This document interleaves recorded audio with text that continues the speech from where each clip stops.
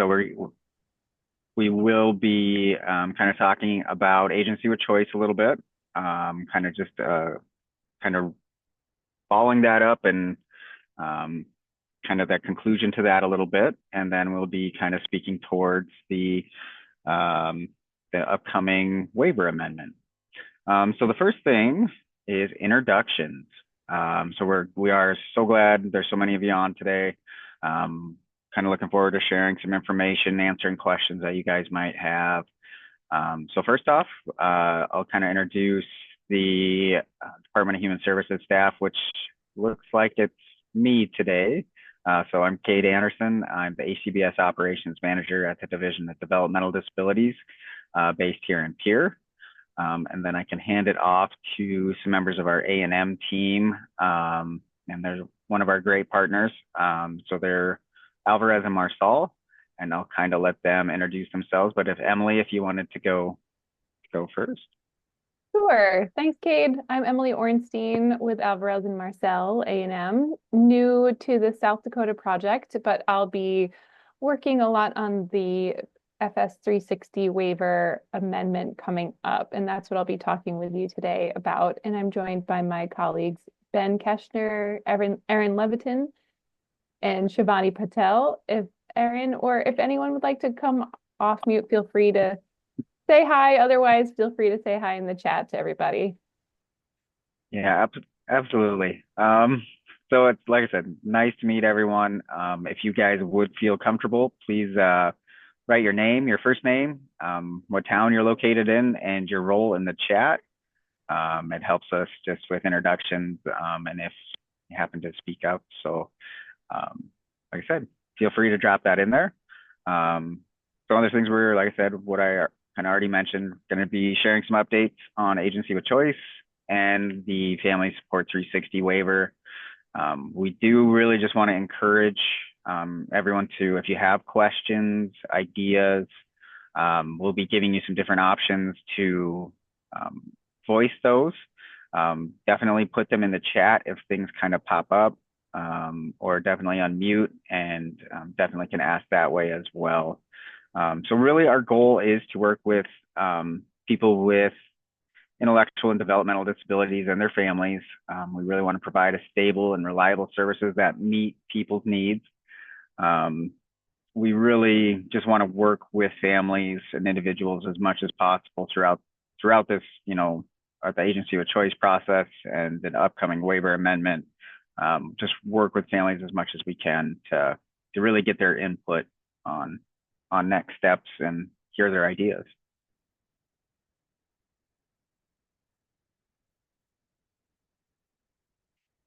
So this is another option if you guys have questions or comments. It's a way to submit anonymously. So if you don't, kind of want to have your name attached to it, you can definitely use this menti.com, use the Mentimeter, and you can provide comments, feedback through that as well, and it is anonymous.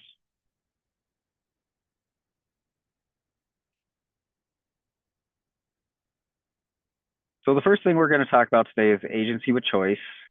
This is a topic we have, I'm guessing a lot of families and individuals are kind of, we did send out a lot of communication around it. So I'm sure most people are probably familiar with it and, may not ever want to see AWC again. I don't know, but it wouldn't surprise me any. So agency with choice is one way that people receiving Family Support 360 services manage their support.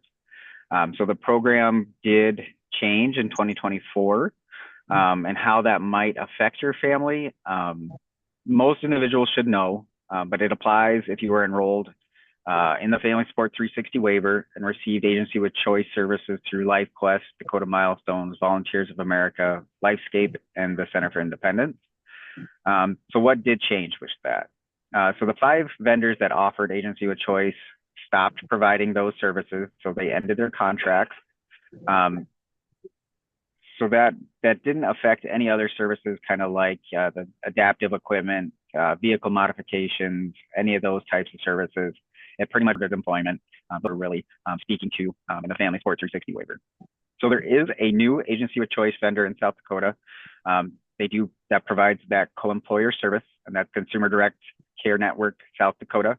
You'll see it shortened down in the acronym CDSD. So that is referring to Consumer Direct.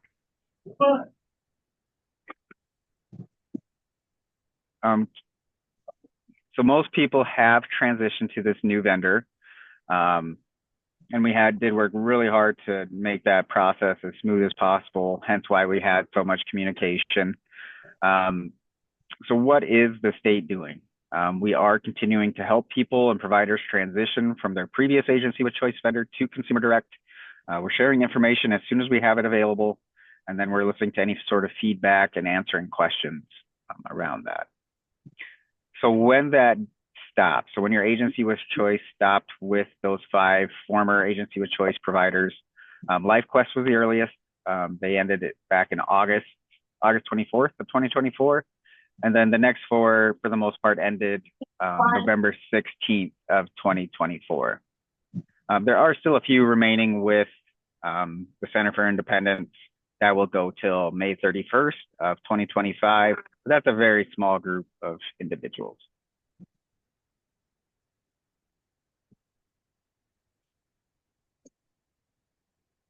I think you need to, oh, there we go. Thanks, Ben. So the Consumer Direct the transition to Consumer Direct is about done. So most people have made that transition. We really couldn't have done it without our family support coordinators, the family work group, the family support council, and any family that offered any sort of feedback and was a part of this process. We really couldn't have done it without you. So we just really wanted to take a moment to say thank you to all the family support coordinators, the work group, the council, and any family individuals that have been through this process and helped us through that process. We definitely look forward to continuing our partnership with all of you. And we'll say it worked really well, and it was a challenge, but it was an enjoyable challenge to work through it all. So we just wanted to say thank you to all of you.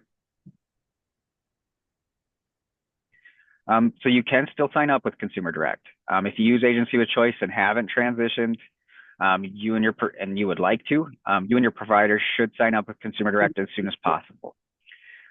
It's open pretty much anytime now. There's just a couple individuals, like we said, with the Center for Independence that are going to remain with them until May 31st. But you cannot use those agency with choice services like respite care, companion care, personal care, supported employment, unless you are signed up with Consumer Direct.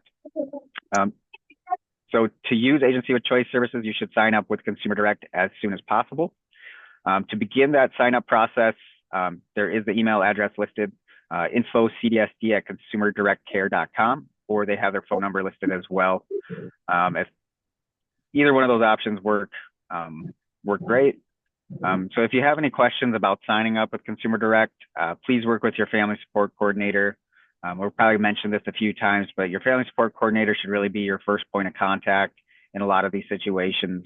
They can really help guide you and direct you kind of throughout the process and offer some really good input. Most are super knowledgeable, and we do meet with family support coordinators on a weekly basis. So they are very up to date on kind of what's going on with it.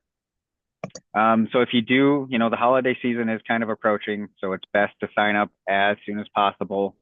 If you're going to be needing respite care over the holiday season, make sure you guys are getting signed up, because it will take just a little bit of time to kind of go through that process.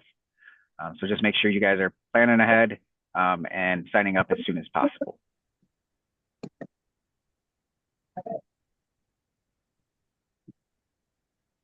We also wanted to say thank you to all the former agency with choice providers, LifeQuest, Dakota Milestones, Lifescape, Centers for Independence, and Volunteers of America. They provided the agency with choice service for over 20 years, and they offered a ton of support and guidance throughout that process and throughout that time. They have had a lot of investment into Family Support 360 and agency with choice, and we wouldn't really be here today without them providing that support. So we definitely wanted to say thank you to all of those providers.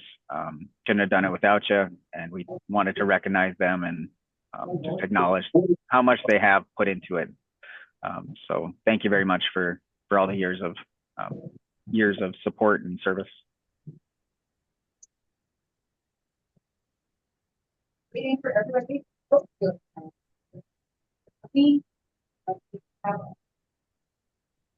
So another kind of topic to talk about, kind of around agency with choice, is self-directed budgets. So we are, DDD and Consumer Direct are working closely together to make sure everyone has transitioned to the new system. We try to make it as smooth as possible for everyone involved. Of course, there's always going to be a few hiccups here and there, but if something does come up, please reach out. So if you do notice any issues with the Consumer Direct system, including any issues related to your budget, please contact your, like I said, family support coordinator, first line, great resource. You can also reach out to the division at ddd.update@state.sd.us or to Consumer Direct. And the contact information for Consumer Direct is also included in here. But any of those three will definitely work to get your question situation resolved as quick as possible.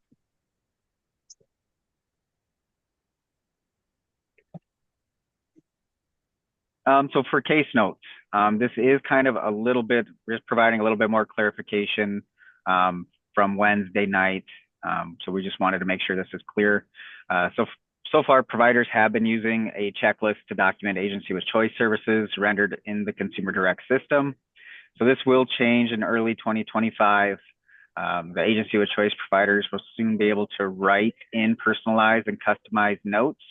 This will allow people, families, and providers to more easily track services rendered to people using agency with choice services, and then more easily track progress made by people using agency with choice services. The changes are expected in late January, but that's a little bit flexible. So that timeline may change a little bit. We'll sure be in communication on when it does change, and we'll be sure and let everyone know when it does. So we will be working with the family support work group and family support coordinators to kind of develop guidance for families as well. So kind of be on the lookout for that too. So just a note here that agency with choice providers will need to enter a note about the service provided. We kind of have been in a state of a little bit of forgiveness from the Department of Social Services around this, where they allowed us to use the checklist kind of on a temporary basis. So with the development of the case note option, that is going to be required again.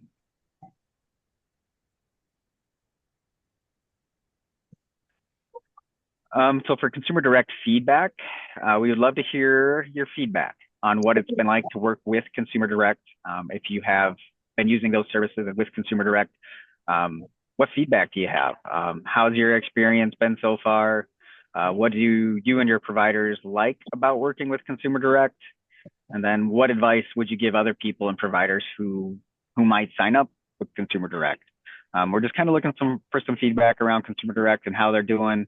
It just helps us improve the process all the way around. So if you do, there is the Menti option here. So if you guys are interested, please use that and let us know how things are going with it.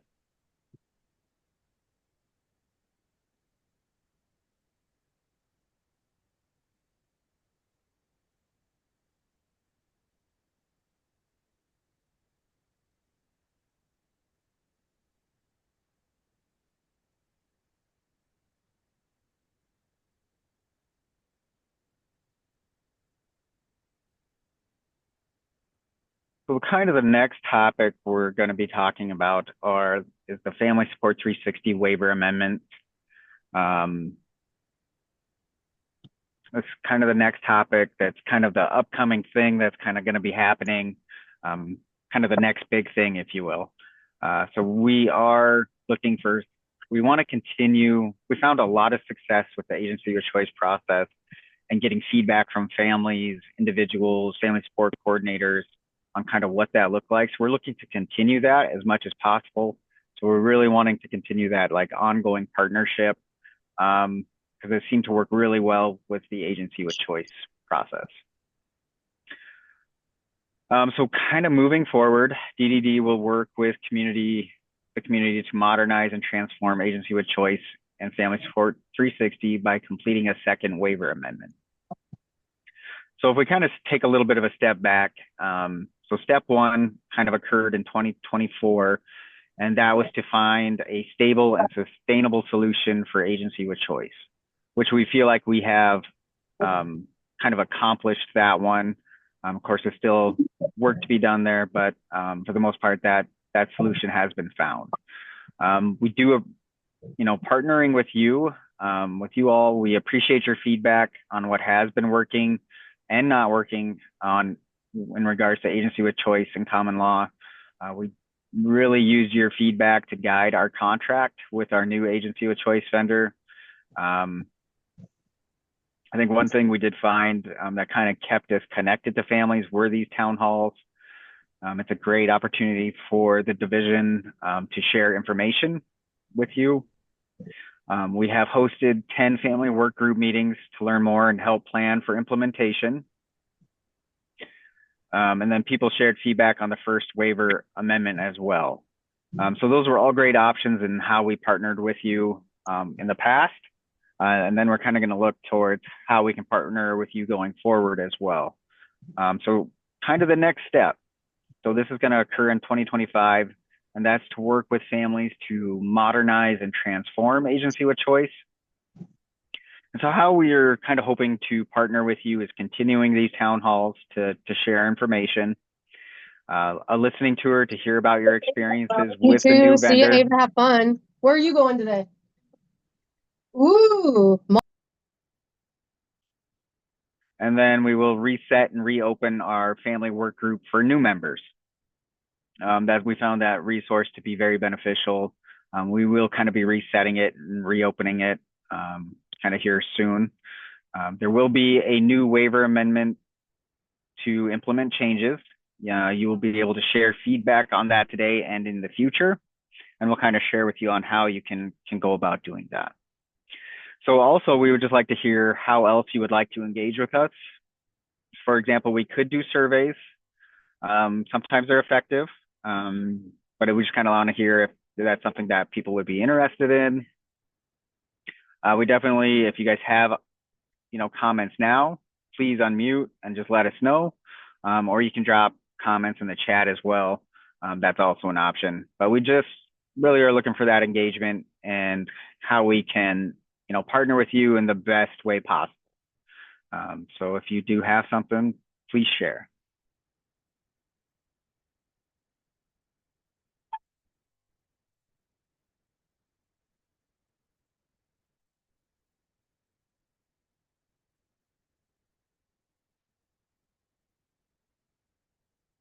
So kind of some of the key things we're hoping to kind of share, talk about, hopefully give you a little clarity on what some of these things are. So just kind of keep these 5 questions really in the back of your mind, or 5 comments, that this is kind of the input that we're looking for, and kind of hoping, kind of to share with you. So like, what is a waiver? I know that term can be very broad, and so we're kind of hoping to address, what exactly one is. Then we're kind of hoping to share like what a waiver amendment is. And then kind of like what is in the current Family Support 360 waiver, and what, kind of what we might want to do different. So that's kind of the second or the fourth question there. It's like, what do people and families want in the second Family Support 360 waiver amendment? So we're really looking to hear input and feedback from you all on kind of what you're looking for in the next amendment. We're kind of hoping to share what's kind of in the current one, and some ideas of that might change, or some ideas that we've already heard, and see if those are kind of some good ideas to keep pursuing. We'll also review the amendment timeline on kind of what that process is going to look like. I think that's a really beneficial slide to everyone, so they can kind of see, where we're projected to be at, and when we're hopefully projecting to be done with it. So the first question or first part of this is, what is a waiver? So a waiver, so kind of to take a step back with it a little bit is, so the life before waivers was kind of that institutional level of care. A lot of people tend to think of like Redfield or the Developmental Center in Redfield. So before waivers existed, before that home and community-based process was around, families were encouraged to place children with intellectual and developmental disabilities into institutions. These were often, very far from people's homes, and the institutions would provide the supports their child needed across the different life domains.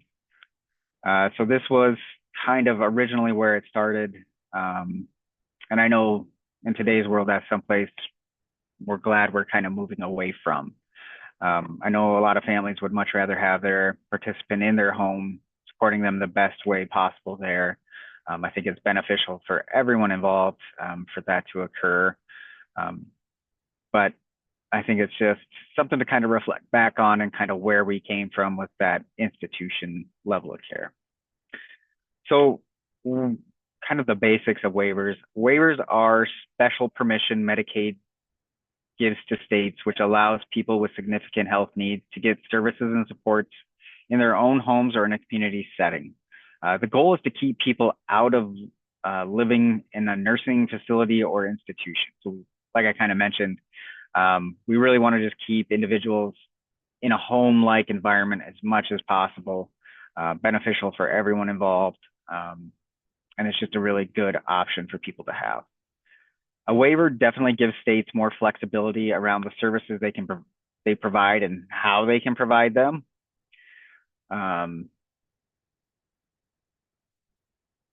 So like I kind of mentioned, when you see HCBS, it stands for Home and Community-Based Services.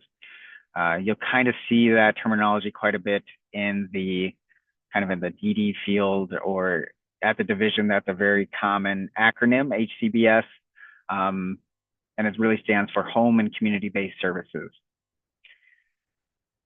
So one of the key factors of HCBS is children and adults with intellectual and developmental disabilities having the ability to live at home with their families and loved ones. Families must coordinate integrated supports to meet their loved ones' needs across the life domains.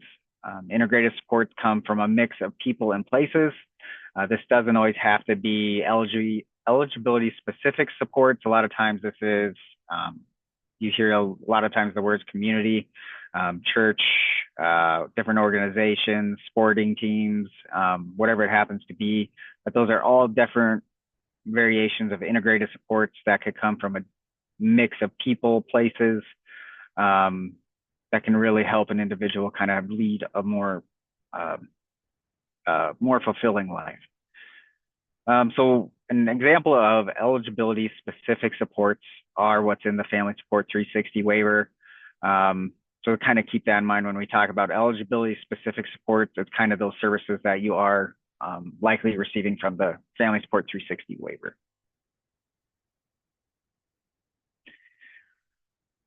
So one of the key factors for HCBS services, they are provided in a person or family's home or community.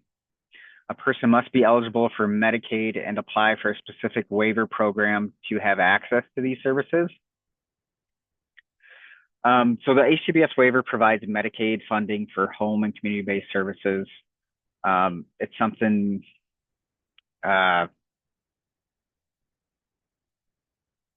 that's always kind of been a part of it. Is Medicaid is you have to be Medicaid eligible to receive an HCBS waiver service in South Dakota. So how HCBS waivers support community integration. So Medicaid funds long-term services and supports. That's where the funding comes from. This is the primary funder of LTSS, or long-term services and supports in the United States. Medicaid provides long-term services both through institutional care, as an example, intermediate care facilities or nursing facilities, and then through home and community-based services. So states develop home and community-based service waivers to meet the needs of people who prefer to get long-term care services and supports in their home or community rather than in an institutional setting. So HCBS waivers offer medical and non-medical services. Waivers provide both medical and non-medical services. Some of those examples could include service coordination, in-home supports, respite care, habilitative services, and then employment supports. And there's quite a few others that could fall in there as well. So HCBS programs must meet federal program guidelines. So HCBS waiver programs must demonstrate that providing waivers won't cost more than providing these services in an institution, ensure the protection of people's health and welfare, and then provide adequate and reasonable provider standards to meet the needs of the target population. Ensure that services follow an individualized, person-centered plan of care. A lot of times when you hear the words ISP, that's kind of what that is related to for that individualized and person-centered plan of care.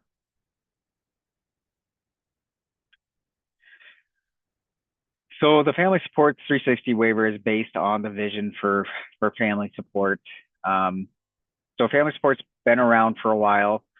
Kind of in the late 90s, families in South Dakota joined a growing national movement to recognize and value the contribution of families to people with intellectual and developmental disabilities.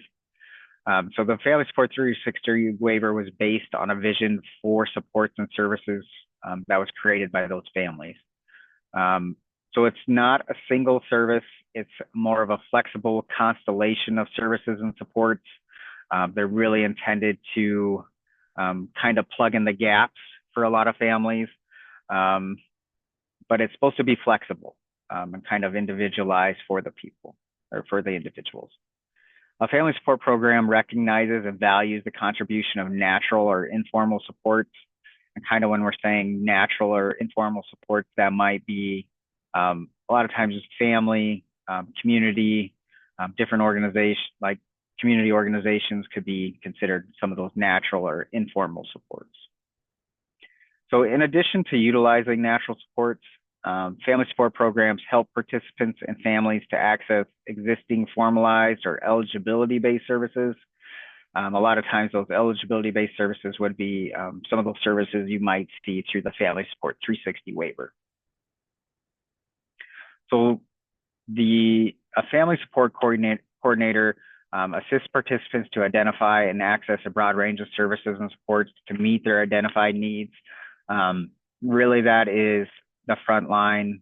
That is, I don't know where this program would be without the family support coordinators offering their assistance. They're highly knowledgeable individuals that really can assist families very well. So very great resource to have. And then to access to a pool of flexible funds that can be used to purchase services for supports not otherwise available and to assist participants with extraordinary expenses. Families receiving family support services often comment that allows them to be just a family.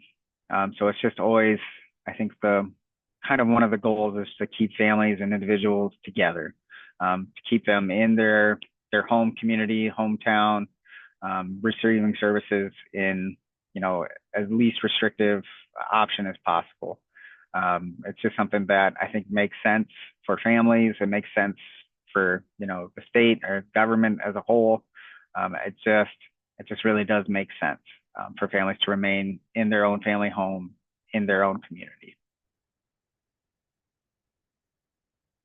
So this is just a comparison of Family Support 360 services or the Family Support 360 waiver and the Choices waiver. So these are two home and community-based waiver options that are offered through the Division of Developmental Disabilities. So we oversee these waivers, and then we communicate kind of how the structure looks on these. So the DDD oversees these waivers and kind of manages the day-to-day operations of these waivers. And then we have to report everything to the Department of Social Services or South Dakota Medicaid. And then that gets reported up to the Centers for Medicare and Medicaid Services, this would ultimately gets reported to. But here's just a comparison of Family Support 360 and Choices.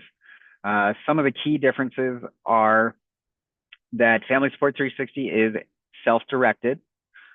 Typically in the Choices waiver, it is not self-directed. It's more of a traditional model. The services, there's a couple similar ones, but they are slightly different. And we will, I think, have this available somewhere, or we will, there's some very helpful videos that we do also offer that kind of can walk through some of the different waiver options. There's a link there on the slide to those videos. Like I said, they are very informative and can kind of explain the differences between the two.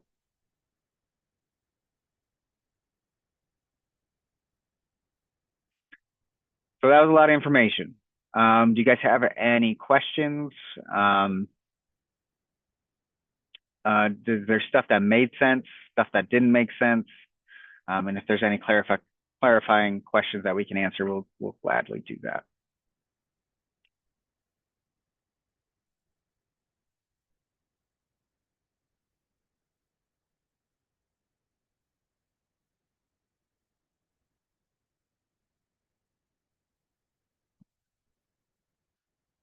Well, like I said, the Menti, you can definitely offer any sort of anonymous feedback through that.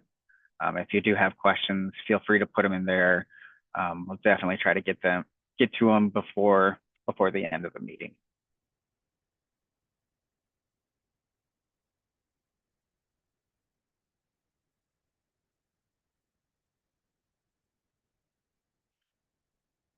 All right, so now I think I'm turning it over to Emily with A&M. So what is a waiver amendment, and what do people and families want in the Family Support 360 Waiver Amendment? So Emily with A&M is going to kind of take over from here and kind of walk you through what that might look like. Thanks, Kate. And I second Amanda and thanking you for walking through the waiver. The waiver basics, such a complex thing, and you did it so clearly. So I appreciate that. All right. So a waiver amendment is a helpful way for states to braid in what they've learned when using the services in a waiver without having to completely write a whole new base waiver. So for example, the FS360 waiver began way back in 1998, and the spirit, the vision of it is still effective. It's still working, right? We don't need to write a whole new FS360 waiver, but we've certainly learned a lot since 1998. So at any point, a state can say, hey, Centers for Medicare and Medicaid, we'd like to submit an amendment, some changes to our base waiver based on our learning. And so at any time states can do this, and they could make adjustments to the approved programming. They could add new service types. It's the full list on the bottom there that's bulleted. We could adapt new federal regulations, start new service delivery models. Self-direction, for example, is in the FS360 waiver that Kate talked about. We could also expand eligibility. And anytime we want to adjust funding for any particular service or rates, that needs to go through a waiver amendment as well. And so we can go to the next slide. We know that people and families want integrated supports. This is the integrated support star that I believe a lot of you on this call are familiar with.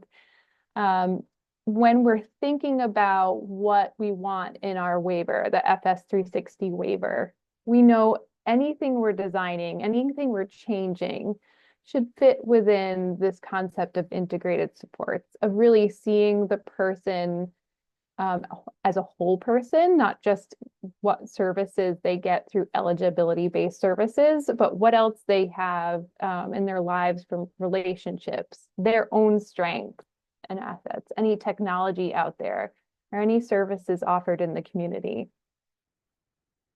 You can do the next slide, Ben.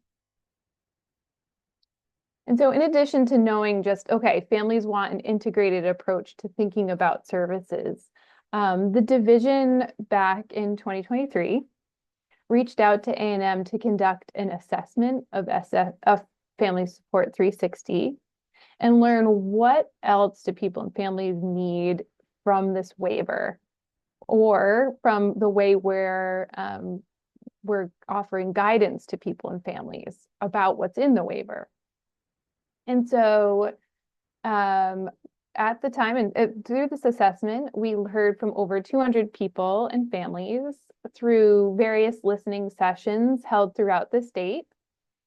And we also collected over 500 surveys. And I believe many of you on this call contributed to that learning. So thank you for that. And so since this assessment was back in 2023, a lot happens in a short amount of time with DD services. We learn a lot from you all. And so it's important now, if we're thinking about a waiver amendment, to still check in with you. Is what we've learned from the assessment still applicable? Does it still apply to you all today? And if it does apply, what are your priorities? One way we like to say is if you have $100 and you have a whole list of things you want to buy, where would you put that $100, right? Would you put it all in one of the items or would you spread it out? It's really thinking through the priorities of spending or of in the redesign of any waiver changes. So what I'll do with you now in this slide and the next slide, walk through 6 items that A&M discovered in the assessment in 2023 that people and families said, these things are important to us. And then I'll walk through the timeline of when for you all to give more feedback, because I don't want to put folks on the spot right now to give really informed feedback. We have listening sessions planned, but just to kind of socialize and get these out in front of folks now so you can start thinking about it and get more informed on what you think is important is what we'll do today. All right, so number 1 on the list is that people and families still want, bottom line, flexibility and continued investment in the waiver. And so one of the ways that flexibility was highlighted was thinking through individual directed goods and services category. And so that within the bounds of what Medicaid will say we can fund, how can we make that service as flexible as possible? Or clarify for families what they can spend on, right? I think that's another option there too. And then for number 2, make the eligibility criteria clear for families. Through the assessment, there was some confusion or maybe just misunderstanding about what would be required for someone to be eligible for this waiver. That's something that we could, for example, change in a waiver amendment to just make it crystal clear to people, this is how you are eligible. Or it could be something that comes out of guidance versus a change to the waiver. The next piece is reinforcing charting life course framework, something that families shared again through the assessment, that this charting life course framework is important to people. And really thinking through the qualifications for family support coordinators around knowing that charting life course framework, feeling confident in using it when talking to people and families. And so the assessment said, folks said, we want all family support coordinators to have that base understanding of charting the life course framework. And then the next item is we're learning a lot about guidelines and guidance around what people and families can spend money on. If there are things that we're learning around that are kind of big enough to go into a waiver amendment, we want to highlight those. There might be some things that we could say since 2023, we've kind of clarified through updated guidance or language that's gone out to families, and that's fine. This item might not be a priority anymore, but if there are still some things we need to clarify, it's important to know what those items are. Number 5, provide information and assistance services. Again, this was a year ago, might not be applicable anymore, but thinking through, do people and families have the resources and supports today to get information and assistance they need? And then lastly, this is kind of the big bucket that families identified. Let's think about new services. So one option they shared was a transportation service. Second was a non-habilitative or buddy or safety monitoring service. I think some people on the call have heard this described as the area between companion and personal care, a service. And then the third one is a CAP service that supports family and peer mentoring, education, training, and advocacy supports for people enrolled in the waiver. So all 6 of these items we heard from the assessment back in 2023.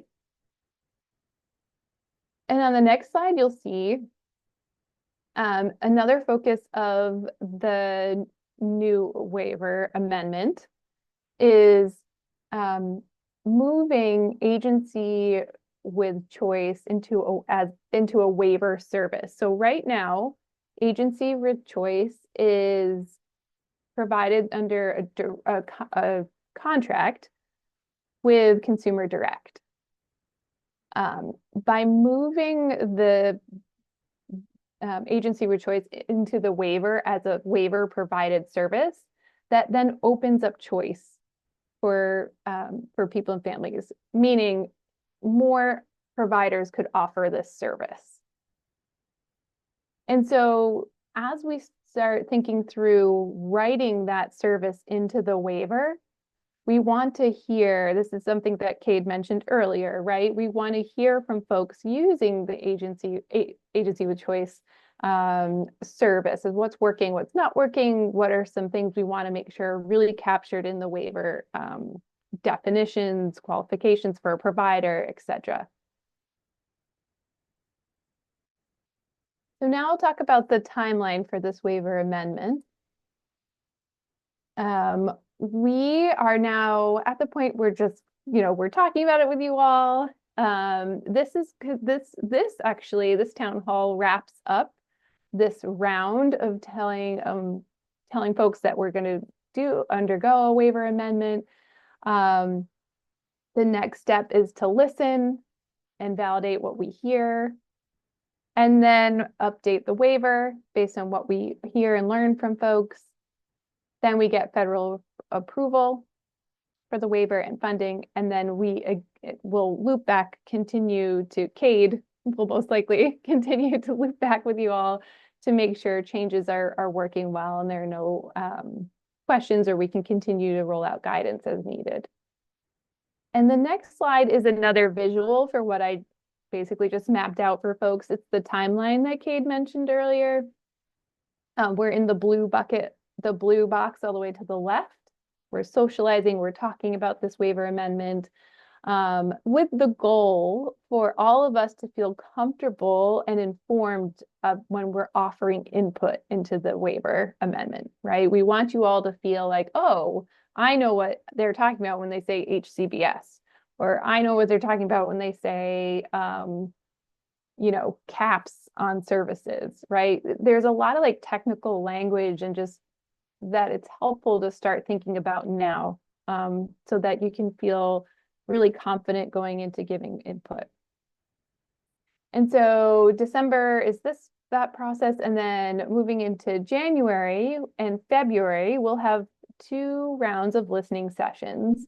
One person maybe on this call suggested we call these sit-and shares, where families can just share their experiences with the waiver currently. And we can think through in detail that list that I showed earlier. What's working, what's not working. If we were to make some enhancements or some changes to the waiver based on that list, where would we prioritize the funding, right? That's where we really get into the work. And throughout January and February as well, we'll be working with the family support coordinators. There's a work group, we'll be working with them. And there's also a family work group that I believe some of you on this call are a part of as well, that we'll be working with. And so after the second round of statewide engagement in February, we'll then draft the waiver based on feedback. And then we submit to Medicaid. The goal is to, we give public notice that we're going to officially submit a new waiver amendment. And then after that public notice, there's a formal 30-day public comment period. And that's where you can see the full waiver, what the amendments would look like, what the changes would look like, and submit formal comments then. After that formal comment period, we again go back to the drawing board and make any changes that need to be made. That's a quicker turnover. And then the goal is to submit to Medicaid submit the new waiver amendment by early May.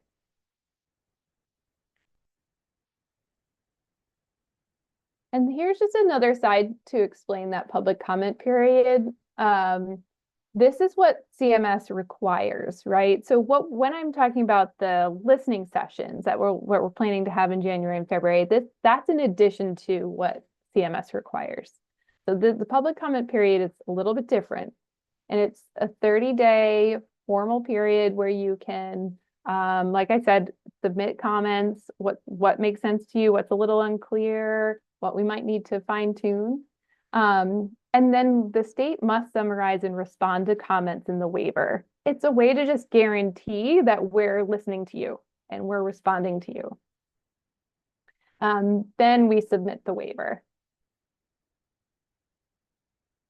And as I mentioned before, throughout this timeline, we're planning engagements with the family support work group, also the family support coordinators. You see on the screen here, if you're interested in joining the family support work group, it's a little more designed for families and self-advocates to join. You're welcome to join that. We are planning on kind of getting into the weeds with some of the items that were on the screen earlier. And also we'll continue these town halls. And so be on the lookout for dates for those, for the new town hall and the listening sessions. Those are 2 things that you should be on the lookout for as well. And then if you're just curious, like if you want to share your thoughts on, the waiver with other families, if you just want to connect with other families that are using the waiver or not using the waiver, just other families, and see what's going on out there in the community. There's also the Supporting Families Community of Practice available too. I'll see if I can drop some links in the chat here, because I know this link doesn't work. Here's the email if folks are interested in the work group. Let me put that in the chat for you.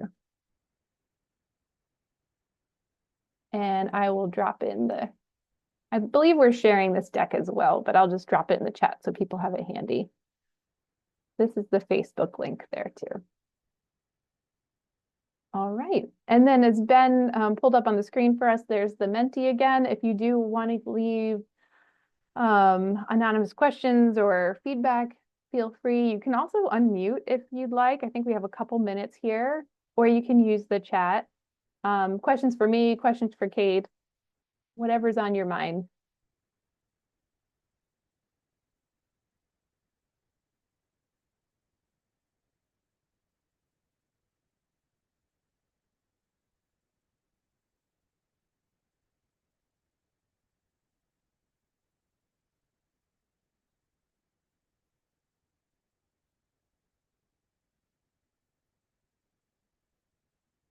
We do oh, sorry. There is a comment, sorry. Heidi, if families want to provide feedback in writing, what's the best way? I think the best way, Heidi, is through the dd.update email that's in the chat. That's a great question. I think that's a good way because that will come to this team that's on the call.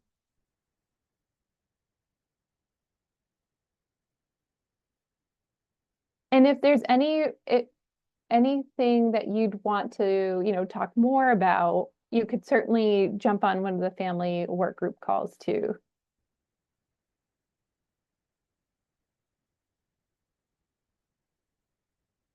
Good question. And I appreciate, everyone who joined this call, especially folks who are joining again after hearing it. I think just to reiterate, I think it's important that we all just understand the plan and have a shared understanding about the way forward.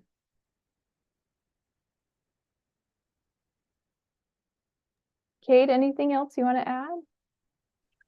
I would just say thanks to everyone for joining today. Like I said, this is kind of a starting point.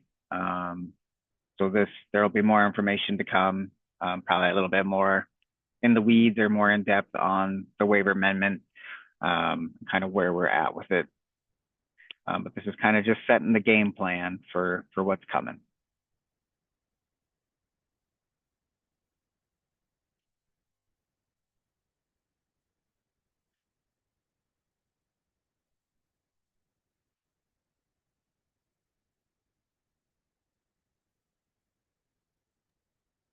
A note from Brenda on flexibility and financial assistance guidelines. And Brenda shared that adding a service category would help families and adults with those unmet needs that are typically not allowable. And I think, Brenda, this is captured in one of the assessment results as well. Yeah. But thank you. Yeah, thanks for highlighting that.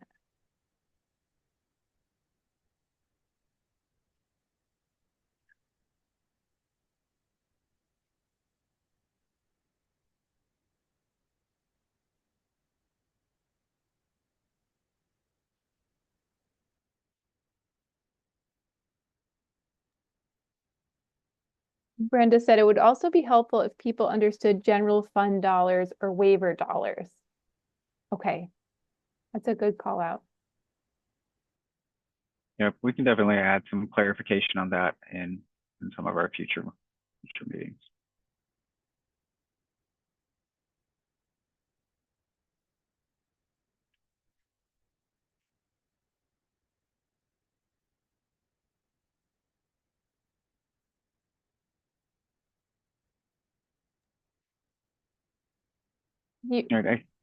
Kate, you see that note from Katie?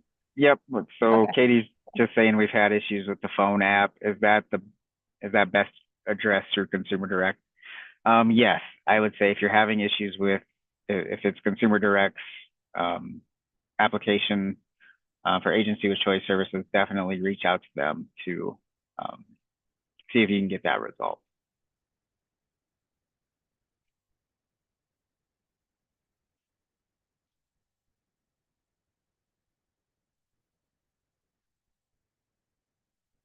So Brenda just had a further comment of back in the day, the general fund dollars had much more flexibility and legislatures don't want appropriated dollars back.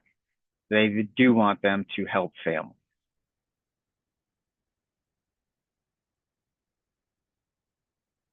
Yep, thanks for that comment, Brenda. Then we had Heidi post a recommendation for changes to the financial assistance guidelines.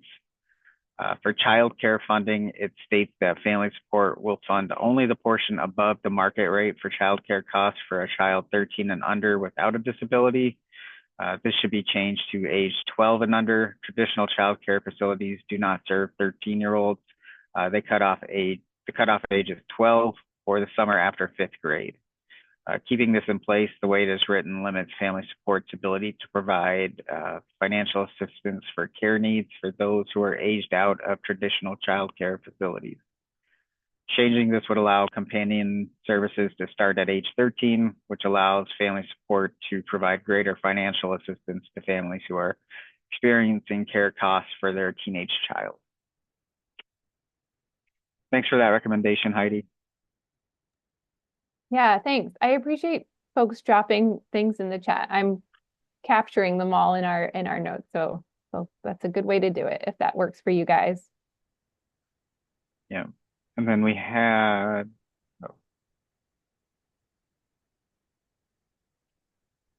so we had a comment from Katie asking what's being done to address the wait list for family support coordinators, any incentives for CSPs to add positions. So we definitely can look at providing some type of update, some feedback on the wait list for family support and provider capacity.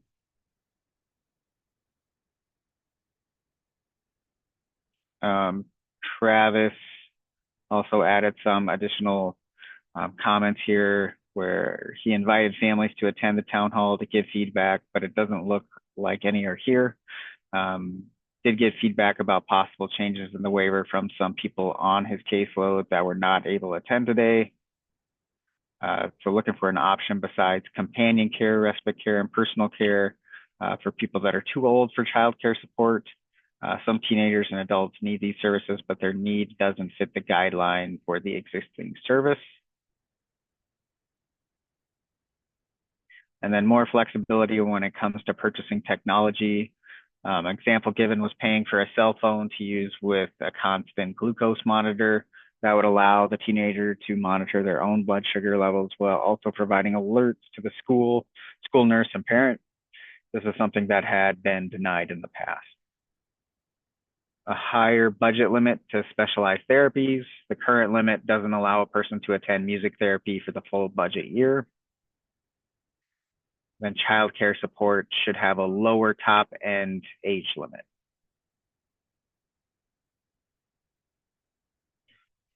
And then we had a final message from Katie. I've had young adults push to use the choices waiver due to the wait list. Is that cost effective? Honestly, it can really depend. Typically, it's more cost effective to have someone on Family Support 360 than choices, but that doesn't apply to every situation. And I just want to say, Travis, thanks for all the input. All good points, all good things we can consider and take a look at.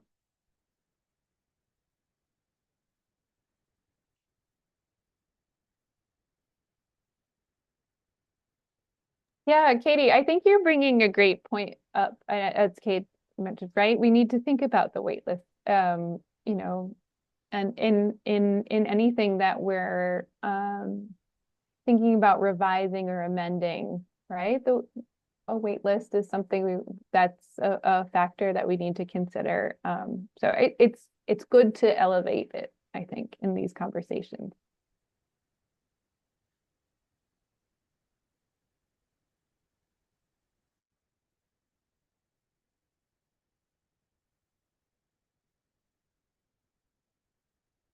And please too, I think we're gonna wrap shortly here, Kate, but if you do have the Menti and if you still want to add feedback through the Menti, you're welcome to. I think Ben is still monitoring it, so feel free. I think it'll be open for a little bit here.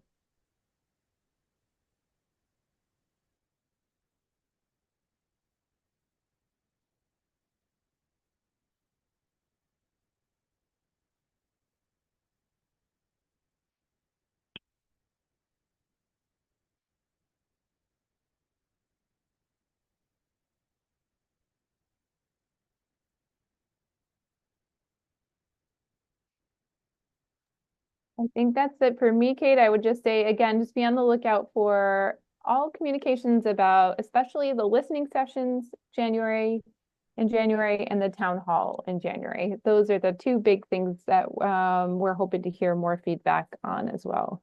So thank you for your input, everybody. And Yeah, thanks, Kate. thanks everyone. Thanks, Emily.